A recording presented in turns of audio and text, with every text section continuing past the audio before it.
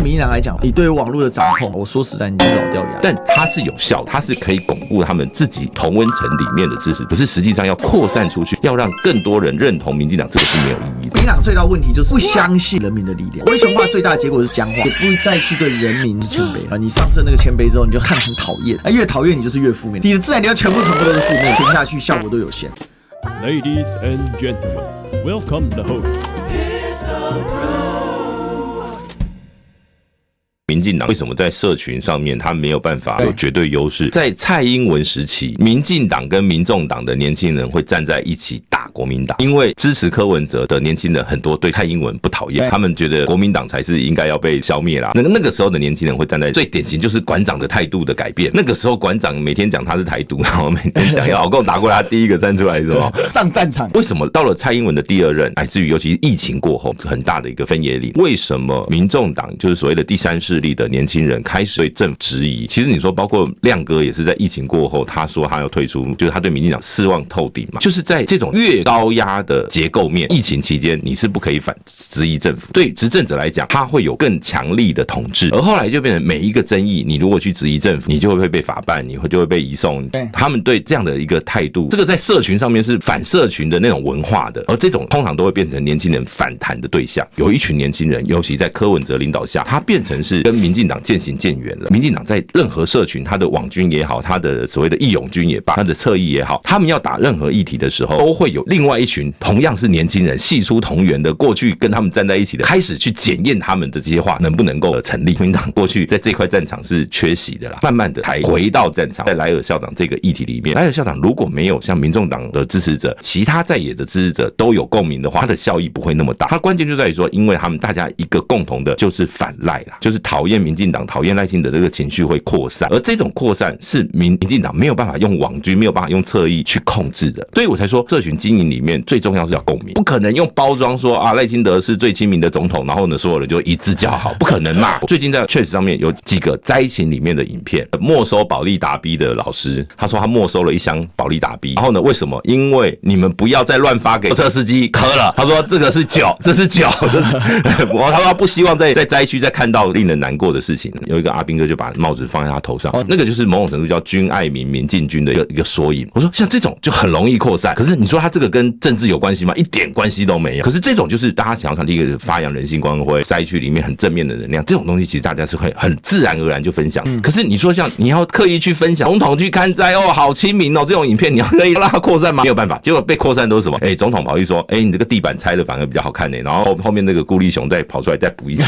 所以你自然而然执政者都是类似这种在社群上面比较扩散，都是比较看起来是可能负面。为什么会这样呢？因为负面的共鸣力强，他会觉得这个领导人怎么那么讨厌？当然这里面有很多其他的因素啦，比如说你柯文哲案，你就等于把柯文哲支持者全面得罪。所以民进党在社群里面的，尤其年轻人这一块，他一直都是赖清德先抓不到的。以前他会觉得蔡英文怎么那么轻松的就南瓜了整个世代，可是为什么他就是得不到？这里面当然有很多的原因，我们刚刚只是讲了其中几个，我认为可能是有影响的。当然国民党你说有没有可能重返这个年轻人的这个能量？我认为不是没有机会，但是呢更努力做到让他们心悦诚服。尤其我觉得花莲这个事情比如说打傅的，就是打傅昆萁、打花莲县政府的这种影片其实我必须说它会变成五五波，它并没有哪一方绝对优势，但是呢这样子的舆论市场对花莲县政府其实是负面的。他们有些造谣造过头，比如说长的咖啡机说是花莲县政府的，比如说那个什么清洗机、高压水枪什么说花莲县政府 A 钱，你慢慢造谣被破解之后，反而会让一群人在社群上面看到这一次资讯，他们会存疑所谓的网军侧翼的功力，你就破功了。事件的一个不会再是单一风向被席卷，而是有多重的这个声量，这也就是社群本来的一个效益啦。这是第一块，就是讲说怎么民进党在社群上面的优势不在。那第二块是说，你说像中国大陆的这个社群，前提当然我自己是没有在玩啦，但是呢我是有观察到，因为他们这些影片都会被搬运到台湾的这个平台，那个口语化的词汇，它最主要是因为它可以让大家有共鸣，所以没有共鸣的就会变成是反共鸣，就是嘲笑，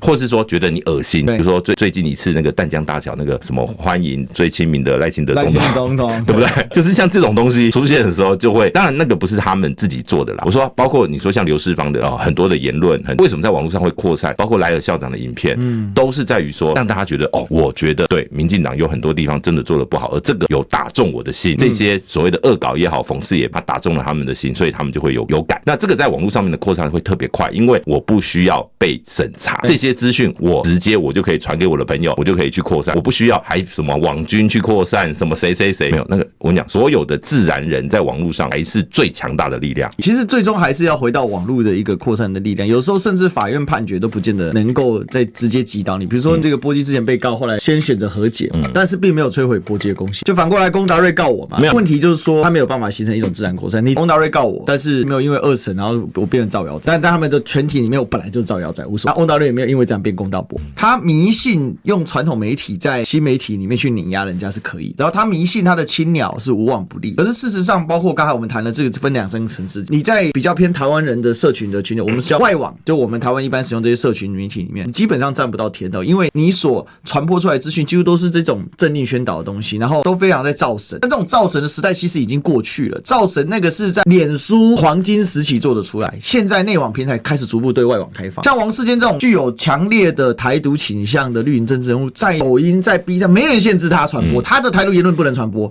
但是他台独言论之外的搞笑的梗的完全不限制，完全开放给你去。他们也懂言论在哪里，界限在哪里。这么多年的慢慢，我们可以讲说他们对这个舆论的掌控跟平台之间有一些平衡点。平台的变化千变万化，其实对民进党来讲，我说实在，你就是老掉牙了。你对网络的掌控，其实我比较朝向是它威权化了。对了，你也可以这么说，就是因为僵化了，因为执政久了，尤其为什么我一直强调是 COVID-19 那一段时间，对，让他们有一个很大的分水岭，就是因为他们发现控制言论很重要。这个其实过去不一样，过去那个以前的网军是这样，我点一把火，让它自然扩散。那当你今天你有一个很自然而然的敌人，比如说中国大陆，比如说国民党，比如说什么，当社会舆论对它是不利的时候，你点一把火，它火就风行草野，那自然而然就是扩散出去。可是现在他得要花更大的力气，可是扩散不出去，因为社会主流民意不站在他这个，他又用更大的力量说这才是对的，你们不可以扩散非我族类的这样的。所以他要么要进平台嘛，要么针对发生的攻击嘛，就要造谣嘛，对嘛，要么提告嘛，你中枪我也中枪嘛，对不对？然后所以这个结果就是你看网络的人就变成说，像我们是不断在扩展平台，我现在平台越开越多，看得我也蛮累的。但是问题是就是在每个平台反应都还不错，像我 B 站已经快要14万了，而且每天大概2-3天可以加1000的追踪嘛，然后我抖音路抖也慢慢开起来，所以在里面，我觉得民进党最大的问题就是他不相信，你就威权化嘛，威权化最大的结果是僵化，还有他不相信人民的力量，也不再去对人民讲白了就是谦卑了。你上升那个谦卑之后，你就看得很讨厌，越讨厌你就是越负面，你的自然流量全部都是负面的，然后你丢钱下去效果都有限，所以你会有很多的标签。我以前他会跟你算旧账，这些网军就在做这种事情，他要摧毁你的在他们这个同温层里面的可信度。可是呢，他影响不了同温层以外，像我们比如说我们爆料，当然有时候会有一些状况，可是呢，有些状况不是因为错误，而是因为我没有办法用在法律层面上面我没有办法证明。那另外像比如说现在民进党就是因为他挟着他的媒体优势，他们都说他们没有媒体优势，但是他们其实是有媒体优势，是在传统媒体的部分。对，只是在自媒体的部分，因为大部分人现在尤其是年轻族群，在年轻族群不看传统媒体的状况下，他自然而然他对事情是用比较直观的态度。比如说现在的民进党就变成他那个同温层的效应越来越厚，而这种同温层的打法也就会让他们在这些所谓他陷入争议的议题里面，先讨好同温层是最重要。因为尤其在党内初选这种结构，党内初选最关键就是同温层的效应，就是我绿营的支持度我不能崩，所以我最好的方法就是